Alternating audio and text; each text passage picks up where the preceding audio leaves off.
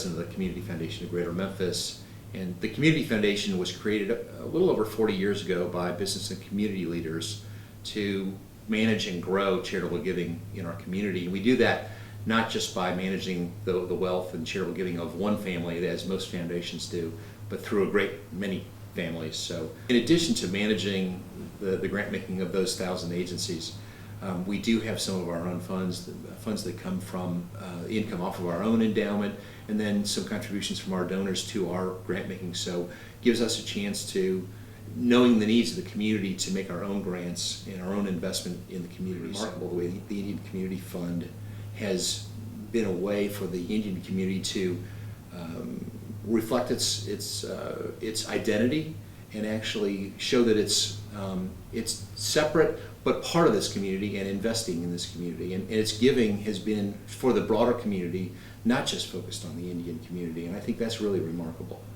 The grant making that the Indian Community Fund has been making have been very, very significant to the community.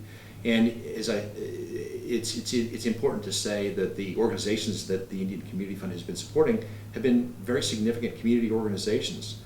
The Children's Museum, the Civil Rights Museum, which is really an international institution, the Botanic Gardens. I mean, all these things are sort of cornerstone agencies in Memphis that the Indian Community Fund has felt important to stand behind. There are some other special issues that we are interested in and concerned about in Memphis, public education obviously being at the top of that list. We've also been interested lately in healthy eating, what we call healthy eating, active living. That's the availability of affordable foods, healthy, fresh foods. So in terms of trying to decide, the Indian Community Fund, like we with our Community Partnership Fund and others, there are limited dollars to spend. So one of the hardest questions to ask is, so how do I make the smartest investment of those dollars? And it is hard because you won't be able to solve all the problems that we have or touch everything that you really want to touch. And unfortunately, the answer to that is almost twofold. One is, where does your heart? What is the most powerful issue or cause that you feel? I think that's the most important thing. But then after your heart, closely behind that has to come your mind. And it takes a lot of hard work to really understand the organizations that you're looking at investing in.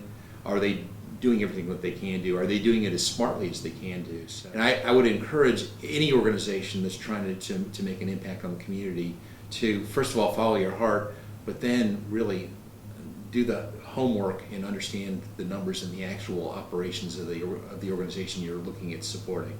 That's the only way to really understand that the dollars you're spending, which presumably are limited dollars, are having the maximum impact that they can possibly have on the community.